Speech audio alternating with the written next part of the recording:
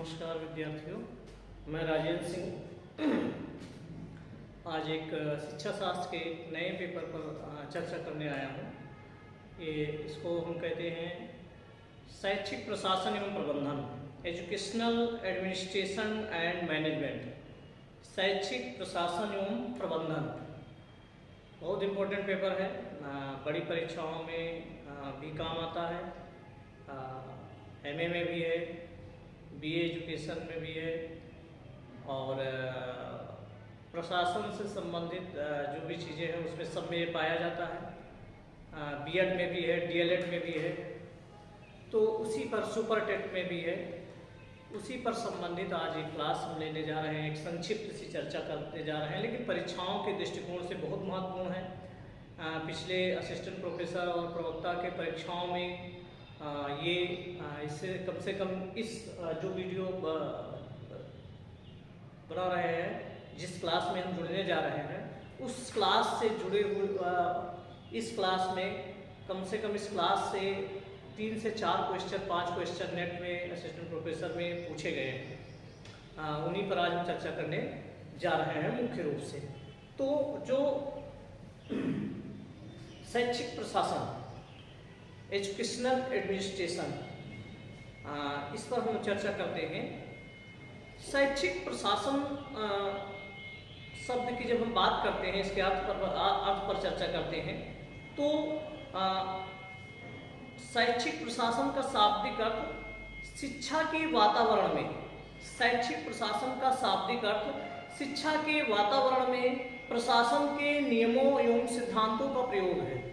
शैक्षिक प्रशासन का शाब्दिक अर्थ अगर हम बात करते हैं तो शिक्षा के वातावरण में प्रशासन के नियमों और सिद्धांतों के उपयोग से है। और ये जो प्रशासन शब्द है, एडमिनिस्ट्रेशन, इसको अंग्रेजी में एडमिनिस्ट्रेशन कहते हैं, जो लैटिन भाषा के मिनिस्टर शब्द से लिया गया है। अंग्रेजी का एडमिनिस्ट्रेशन शब्द लैटिन भाषा के मिनिस्टर शब्द से लिया गया है, जिसका अर्थ होता है सेवा, सर्विस, सेवा या सर्विस। जो कार्य दूसरों के कल्याण के लिए किया जाए, वह कार्य जो दूसरों के कल्याण के लिए किया जाए, उसी को सेवा या सर्विस कहा जाता है। अभी तो सारे कार्य अपने कल्याण के लिए किए जा रहे हैं, दूसरे कल्याण के लिए कुछ नहीं किया जा रहा है। तो इसका अर्थ जो था वो यही था कि जो मिनिस्टर शब्द है, अभी 2 मिनिस्टर मंत्री आ रहे हैं, तो अपनी सेवा में ही जुटे हैं जितने भी हैं। तो जो दूसरों की सेवा करे, दूसरों के कल्याण के लिए कार्य करे, उसी को उसका मिनिस्टर का शाब्दिक अर्थ यही होता है। सरलता शब्दों में हम कह सकते हैं कि प्रशासन एक चेतनापूर्ण ध्येय की प्राप्ति के लिए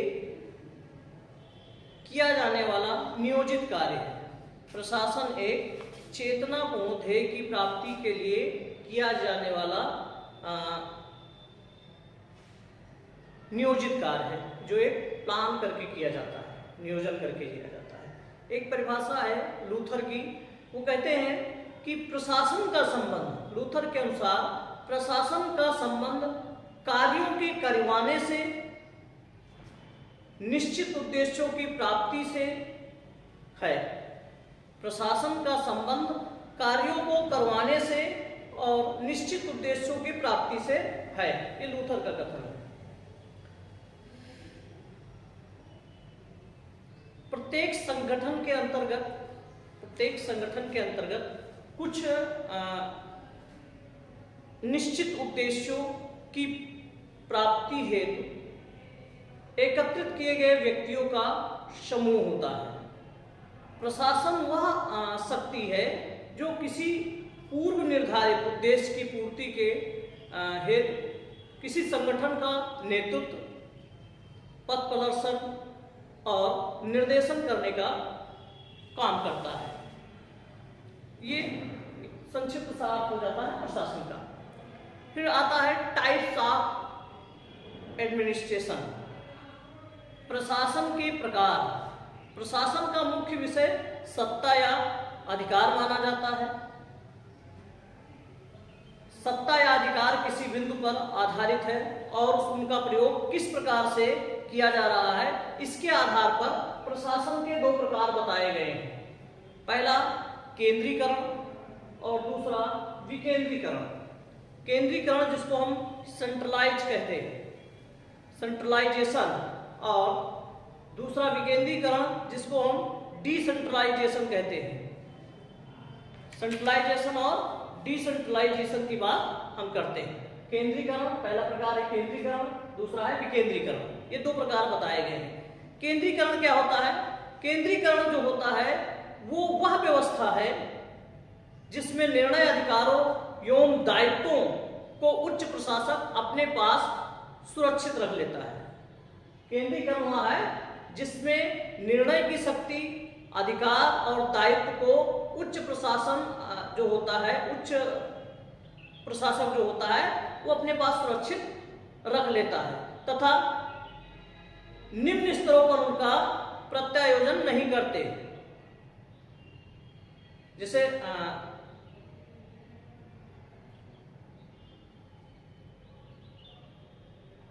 दूसरा है विकेंद्रीकरण। विकेंद्रीकरण इसको डिसेंट्रलाइजेशन कहते हैं। सरल शब्दों में जब शासन या अधिकार किसी व्यक्ति विशेष में निहित हो तो उसको केंद्रीकरण कहते हैं।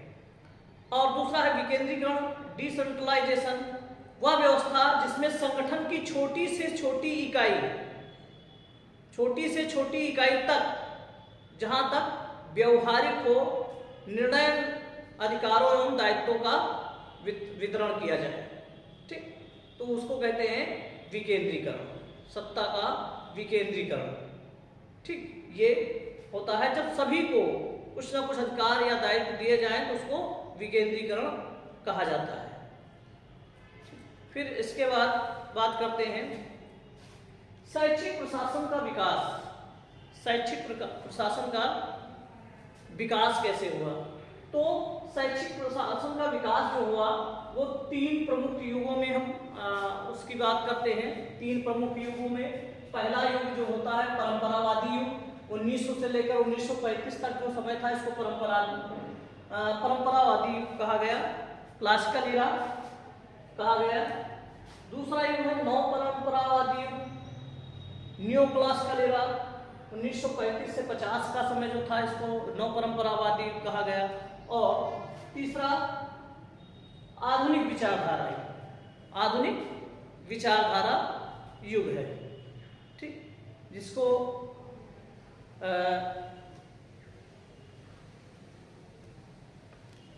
मॉडर्न थॉट इरा कहा गया। मॉडर्न थॉट इरा ये 1950 से अब तक का जो समय है ये आधुनिक विचारधारा युग है। तो इस तीन युगों में इसको बांटा गया, परंपरावादी युग, नव परंपरावादी युग और आधुनिक विचारधारा युग। परंपरावादी युग 1900 से लेकर 1935 तक का जो समय था इसको परंपरावादी युग यानी क्लासिकल इरा कहा गया। दूसरा नव परंपरावादी युग 1935 से 50 का जो समय था इसको नव परंपरावादी युग कहा गया, न्यू क्लासिकल इरा कहा गया। और तीसरा आधुनिक विचारधारा युग 1950 से अब तक जो मॉडर्न थॉट इरा कहा गया, आधुनिक विचारधारा युग कहा गया। तो इस समय हम आधुनिक विचारधारा युग में चल रहे हैं। तो इसमें सबसे पहले बात करते हैं, संक्षिप्त सा परिचय सबका ले लेते हैं। परंपरावादी क्लासिकल इरा 1900 से लेकर 1935 तक। इस युग को प्रशासन के व्यवस्थित अध्ययन के शुरुआत का युग माना जाता है। जो परंपरावादी युग है इस युग को प्रशासन के व्यवस्थित अध्ययन की शुरुआत का युग माना जाता है। इस युग के प्रवर्तकों के अनुसार प्रशासन किसी संगठन, इस युग के प्रवर्तकों के अनुसार प्रशासन किसी संगठन के उद्देश्यों की प्राप्ति का साधन माना जाता है। प्रशासन, इस युग के प्रवर्तकों के अनुसार प्रशासन किसी संगठन के उद्देश्यों, प्रशासन किसी संगठन के उद्देश्यों की प्राप्ति का साधन मात्र है। विचारधारा के विकास, ये परंपरावादी युग विचारधारा के विकास के आधार पर इस विचारधारा को, परंपरावादी युग जो था, इस विचारधारा को 3 युगों में बांटा गया। पहली जो विचारधारा है इसको 3 युगों में बांटा गया। पहला युग था वैज्ञानिक प्रबंध युग, साइंटिफिक मैनेजमेंट इरा। वैज्ञानिक प्रबंध युग, साइंटिफिक मैनेजमेंट इरा। इंग्लैंड में औद्योगिक क्रांति के फलस्वरूप बृहद एवं यंत्रीकृत उत्पादन प्रत्येक उद्योग का लक्ष्य बन गया। इस लक्ष्य को प्राप्त करने की दिशा में वैज्ञानिक प्रबंध की शुरुआत की गई और यह कार्य को संगठित एवं ज्ञान के आधार पर करने की पद्धति। ये क्या है? वैज्ञानिक प्रबंध क्या है? कार्य को संगठित एवं ज्ञान के आधार पर करने की पद्धति है। एक ऐसी व्यवस्था जो रूढ़िवादी परंपरागत एवं अनुमानित धारणाओं के स्थान पर, रूढ़िवादी परंपरागत एवं अनुमानित धारणाओं के स्थान पर तर्कों, तथ्यों, प्रयोग और विश्लेषण के सिद्धांतों को स्वीकार करती है। इस विचारधारा के विकास में अनेक विद्वानों का महत्वपूर्ण योगदान रहा, जिसमें चार्ल्स बेबेज, जिनको फादर ऑफ कंप्यूटर कहा जाता है, कंप्यूटर का जनक कहा जाता है Charles Babbage, W.F. Taylor, Henry Gantt, Frank Gilbreth,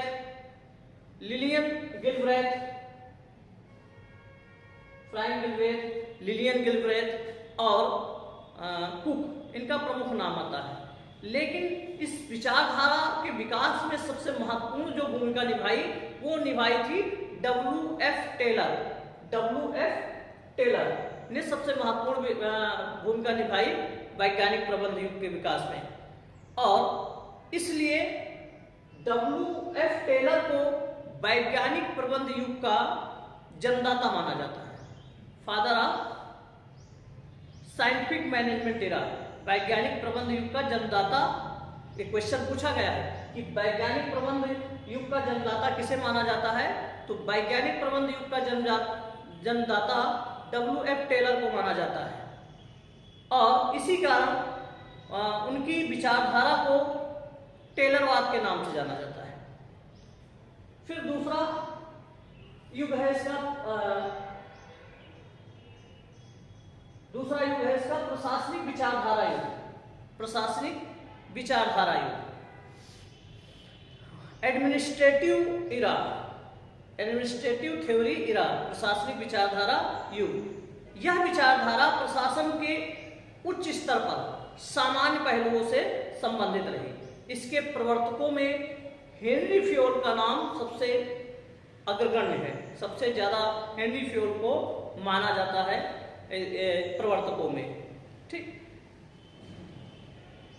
और उन्होंने हेनरी फ्योल ने प्रशासन संबंधी 14 मार्गदर्शक सिद्धांतों का प्रतिपादन किया। ये पूछा गया क्वेश्चन है कि प्रशासन संबंधी 14 मार्गदर्शक सिद्धांतों का या प्रशासन संबंधी सिद्धांतों का प्रतिपादन किसने किया? तो प्रशासन संबंधी 14 मार्गदर्शक सिद्धांतों का प्रतिपादन हेनरी फ्योल ने किया। ये भी पूछा गया क्वेश्चन है, इंपॉर्टेंट सब क्वेश्चन है। हेनरी फ्योल ने किया। उन्होंने जो 14 सिद्धांत बताए उनमें पहला था कार्य विभाजन, डिवीजन ऑफ लेबर, दूसरा था अधिकार एवं दायित्व, अथॉरिटी एंड रिस्पॉन्सिबिलिटी, तीसरा था अनुशासन यानी डिसिप्लिन, चौथा था आदेश की एकता यानी यूनिटी टू कमांड, आदेश की एकता, पांचवा था निर्देश की योग्यता यानी यूनिटी ऑफ डायरेक्शन, निर्देश की योग्यता। जो छठा था वो व्यक्तिगत हितों की अपेक्षा सामान्य हितों को प्राथमिकता, ये छठा सिद्धांत था हेनरी फ्योल का। सातवां सिद्धांत था पारिश्रमिक, आठवां सिद्धांत था केंद्रीकरण सेंट्रलाइजेशन, नौवां सिद्धांत था सोपान श्रृंखला, 10वां सिद्धांत था व्यवस्था और 11वां सिद्धांत था समता, 12वां सिद्धांत बताया कार्यकाल की स्थायित्वता। जो 13वां सिद्धांत बताया पहलपन। 14वां सिद्धांत बताया उस समूह भावना का सिद्धांत। समूह भावना का सिद्धांत, ये जो सिद्धांत बताया ये 14 सिद्धांत है। ठीक, इन 14 सिद्धांतों का जनक इनको माना जाता है। इन 14 सिद्धांतों का प्रतिपादन हेनरी फ्योल ने किया। हेनरी फ्योल के साथ साथ ये जो प्रशासनिक विचारधारा युग था, इसमें एक और विद्वान थे जिनको हम लूथर कुलिक के नाम से जानते हैं। लूथर कुलिक भी इन्हीं के साथ थे, इसी विचारधारा से जुड़े हुए थे, इसी युग से जुड़े हुए थे। उन्होंने प्रशासन के कार्यों का सूत्र दिया, या सिद्धांत उनका कह सकते हो, लूथर कुलिक का सिद्धांत कह सकते हो, सूत्र कह सकते हो, पोस्ट कार्ब सूत्र दिया उन्होंने ये 7 पोस्ट कार्ब में POSB COM में ही आते हैं, RB 1 2 3 4 5 6 7 सूत्र उन्होंने बताए प्रशासन संबंधी। पहला P का मतलब होता है प्लानिंग, यानी नियोजन। किसी काम को करने के लिए सबसे पहले नियोजन की, प्लानिंग की जरूरत होती है। दूसरा O का मतलब ऑर्गेनाइजिंग यानी संगठन। तीसरा था उसमें S का मतलब स्टाफिंग यानी नियुक्तियां। D का मतलब डायरेक्टिंग यानी निर्देशन। फिर CO का मतलब कोऑर्डिनेटिंग।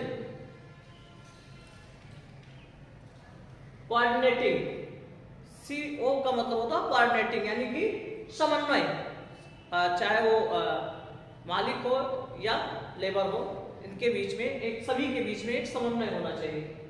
R का मतलब होता है रिकॉर्डिंग यानी रिकॉर्ड करना चीजों को। और B का मतलब बजटिंग मतलब बजट बनाना। ये 7 उन्होंने सूत्र बताए प्रशासन से संबंधित। फिर अगले स्टेप पर बात कर लेते हैं। अब दूसरे युग में पहुंच जाते हैं कि नवपरंपरावादी युग। हाँ, इसी में तीसरा था नौकरशाही प्रबंध युग। परंपरावादी युग, जो परंपरावादी युग था 1900 से 1935, इसको 3 युगों में बांटा गया था। वैज्ञानिक प्रबंध युग जिसके टेलर थे, दूसरा प्रशासनिक विचारधारा युग जिसके हेनरी फ्योल और लूथर कुलिक थे, और तीसरा नौकरशाही प्रबंध युग। नौकरशाही प्रबंध युग जिसके मैक्स वेबर, जो विचारधारा थी, ये जर्मनी के समाजशास्त्री मैक्स वेबर थे, इस विचारधारा के थे। ये पहले युग का तीसरा युग था। ठीक, ब्यूरोक्रेटिक मैनेजमेंट इरा इसको कहते हैं अंग्रेजी में। नौकरशाही प्रबंध एक प्रतिष्ठित एवं परंपरागत विचारधारा रही है, जिसका अस्तित्व तो आज भी अनेक प्रशासनिक व्यवस्थाओं में देखने को मिलता है। इस विचारधारा के सबसे अधिक व्यवस्थित अध्ययन का श्रेय मैक्स वेबर को, जर्मन समाजशास्त्री मैक्स वेबर को जाता है। वेबर के अनुसार नौकरशाही का अर्थ होता है नियुक्त किए गए अधिकारियों की एक प्रशासनिक संस्था। नौकरशाही का अर्थ होता है नियुक्त किए गए अधिकारियों की एक प्रशासनिक संस्था। इस व्यवस्था में, नौकरशाही व्यवस्था में सत्ता और शक्ति पद में निहित होते हैं। जैसे इस व्यवस्था में कोई व्यक्ति बलवान नहीं है, इसमें पद मेन होता है। जो उस पद पर होता है उसी, और जो सत्ता में होता है, सत्ता और शक्ति दोनों पद में निहित होते हैं। पद से हट जाए उसके बाद उसका ना कोई सत्ता है उसके हाथ में, ना कोई शक्ति है उसके। तो सत्ता, इस व्यवस्था में सत्ता, नौकरशाही व्यवस्था में सत्ता और शक्ति पद में निहित होता है, किसी व्यक्ति में नहीं। नौकरशाही व्यवस्था अपनी विशेषताओं को, जैसे पद सोपान, श्रम विभाजन, अवैयक्तिक संबंध, लिखित नियम, निश्चित कार्यविधि, कानूनी सत्ता एवं शक्ति आदि के कारण तकनीकी दृष्टि से उच्च मात्रा की विवेकशीलता और प्रभावशीलता प्राप्त करने की योग्यता रखती है। फिर आ जाते हैं हम दूसरे युग में नव परंपरावादी युग 1935 से 50 के बीच का जो समय था, इसको नव परंपरावादी युग के नाम से जाना जाता है। नव परंपरावादी युग, इस युग को संक्रमण का युग भी माना जाता है। नव परंपरावादी युग को संक्रमण का युग भी माना जाता है।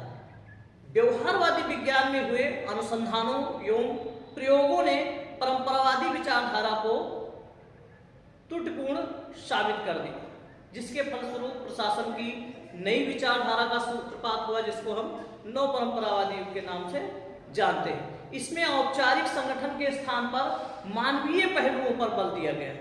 इस युग के प्रवर्तकों में जो प्रमुख थे वो George Elton Mayo, Mary Parker Follett, Oliver Sheldon, Chester Barnard को सामाजिक प्रणाली विचारधारा का जनक भी कहा जाता है, Kurt Lewin, Likert, Abraham Maslow और हर्जबर्ग, ये इसके प्रवर्तकों में थे। जॉर्ज एल्टन मेयो, उन्होंने अपने साथियों प्रोफेसर एफ.जे. रोथलिस वर्जर तथा विलियम जे. डिक्सन के साथ मिलकर वेस्टर्न इलेक्ट्रिसिटी, जो वेस्टर्न इलेक्ट्रिक कंपनी शिकागो स्थित जो हॉपथॉर्न संयंत्र में श्रमिकों पर कार्य किया था, अध्ययन किया था, उनके बीच गए थे। जो मेरी पार्कर फोलेट थी, ये संबंधों के मनोविज्ञान पर महत्वपूर्ण कार्य इनका था। सेल्डन जो थे सेल्डन ने भी उपक्रम को मनुष्यों और मानविकता की एक जटिल आकार माना। उनका आदर्श था, सेल्डन का कथन था, ये भी पूछा गया क्वेश्चन है, व्यक्ति पहले है, ये सेल्डन का मानना था। उनका आदर्श था व्यक्ति पहले है। चेस्टर बर्नार्ड, इन्होंने प्रबंधकीय प्रक्रिया का जो मानवीय और सामाजिक विश्लेषण किया था। इसके बाद कुर्ट लेविन, इन्होंने व्यक्तित्व एवं व्यवहार की अवधारणा के संबंध में अपने विचार दिए। जो रेसिस लिकर्ट थे, अनुसंधान का केंद्र मानव था, इनका मानव रहा। इन्होंने निष्कर्ष निकाला कि कार्य केंद्रित पर्यवेक्षण के स्थान पर कर्मचारी केंद्रित पर्यवेक्षण अधिक महत्वपूर्ण है। अब्राहम मैस्लो, आपने शिक्षा मनोविज्ञान में भी इनको पढ़ा है, अब्राहम मैस्लो ने मानव अप्रेरणा की विचारधारा को स्पष्ट करते हुए मानवीय आवश्यकताओं को 5 श्रेणियों में बांटा। उन्होंने कहा कि एक स्टेप, जैसे जैसे मनुष्य की आवश्यकताएं पूरी होती हैं, अगले स्टेप पर बढ़ता चला जाता है। इन्होंने मानवीय आवश्यकताओं को 5 श्रेणियों में बांटा। पहला था शारीरिक आवश्यकता, दूसरा था सुरक्षात्मक आवश्यकता, तीसरा सामाजिक आवश्यकता, चौथा स्वाभिमान, पांचवा आत्मविकास, आत्म प्रत्यय में विभक्त किया। उनका मत है कि व्यक्ति एक निश्चित क्रम में ही अपनी आवश्यकताओं की पूर्ति के लिए प्रयासरत रहता है। सबसे पहली आवश्यकता क्या है? शारीरिक आवश्यकता। उसकी पूर्ति में ही मैक्सिमम लोगों की जिंदगी उसी शारीरिक आवश्यकता की पूर्ति में चली जाती है। हर्षवर्धन ने अप्रेरणा की द्विघटक आरोग्य विचारधारा का प्रतिपादन किया। अप्रेरणा की द्विघटक आरोग्य विचारधारा का प्रतिपादन किया। तो ये नव परंपरावादी युग था। फिर अगला युग है आधुनिक विचारधारा युग। तीसरा युग जो था वो आधुनिक विचारधारा युग था। 1950 से लेकर अब तक का जो समय था ये आधुनिक विचारधारा युग था। 1950 के बाद प्रशासन के क्षेत्र में विभिन्न विचारधाराओं 1950 के बाद प्रशासन के क्षेत्र में विभिन्न विचारधाराओं के एकीकरण एवं संयोजन का दौर शुरू हुआ। कई नवीन प्रवृत्तियों का विकास हुआ। इनमें जो कई नवीन प्रवृत्तियां थी, इसमें से पहली नंबर 1 प्रणाली विचारधारा यानी सिस्टम थ्योरी। या विचारधारा संगठन को पृथक पृथक विभागों, कार्यों और साधनों के संकलन के रूप में नहीं बल्कि एकीकृत संपूर्णता और संगठित इकाई के रूप में मानती है। दूसरी संभाव्यता विचारधारा, संभाव्यता विचारधारा जिसको कंटीजेंसी थ्योरी कहते हैं। यह विचारधारा, इस विचारधारा का मत है कि प्रशासन की कोई एक श्रेष्ठ विधि नहीं होती है, वरन सब कुछ परिस्थितियों पर निर्भर करता है। अतः किसी प्रशासक को वही मार्ग अपनाना चाहिए जो समय की मांग होती है। ये संभाव्यता विचारधारा है। फिर तीसरा है गणितीय विचारधारा। गणितीय विचारधारा जिसको हम कह सकते हैं मैथमेटिकल थ्योरी। यह विचारधारा संपूर्ण प्रशासन को एक गणितीय मॉडल मानती है और इसकी यह मान्यता है कि संपूर्ण प्रशासन एक तार्किक प्रक्रिया है जिसे गणितीय संकेतों, सूत्रों, चिन्हों और मॉडल के रूप में प्रस्तुत किया जाता है। फिर चौथी है 7S McKinsey model. 7S McKinsey model, the McKinsey 7S framework. इस मॉडल को थॉमस पीटर्स, रॉबर्ट वाटरमैन और रिचर्ड पास्कल आदि के साथ मिलकर मैककिन्सी ने यह मॉडल तैयार किया था। इनके अनुसार संगठनात्मक प्रशासन 7 घटकों, पहला व्यूहरचना, दूसरा संरचना, तीसरा प्रणाली, चौथा स्टाफ, पांचवा शैली, छठा कौशल और सातवां अधिलक्ष्यों का जोड़ है। फिर है प्रबंध सूचना पद्धति, management information system. Computer technology के विकास के साथ ही प्रबंध में सूचना प्रणाली का महत्व बढ़ गया। सूचना प्रबंध एक महत्वपूर्ण संसाधन बन गया। फिर है जेड विचारधारा। जेड विचारधारा की जब हम बात करते हैं तो जेड थ्योरी, यह विचारधारा जापानी प्रबंध दर्शन एवं जापान में प्रयुक्त तकनीकी का दूसरा नाम है। जापानी प्रबंध दर्शन और जापान में प्रयुक्त तकनीकी का दूसरा नाम है। 1981 में विलियम आउची ने अमेरिकी संगठनों में जापानी दर्शन अपनाए जाने का सुझाव दिया था। यह विचारधारा मानवीय संबंध के सिद्धांतों एवं वैज्ञानिक प्रबंध के सिद्धांतों का योग है। तो ये एक संक्षिप्त सा परिचय इसका है। आई होप आप ध्यान से सुनेंगे, देखेंगे, समझेंगे तो आपको आगे चलकर इस वीडियो से बहुत सारे लाभ मिलने वाले हैं। जो शैक्षिक प्रशासन से जो क्वेश्चन लगभग पूछे जाते हैं इसी में से पूछे जाते हैं। बाहर से भी पूछा सकते हैं लेकिन मैक्सिमम अभी तक जो देखे गए हैं, पूछे गए हैं वो इसी में से पूछे जाते हैं। तो अगली क्लास में फिर मिलेंगे, तब तक के लिए नमस्कार, धन्यवाद।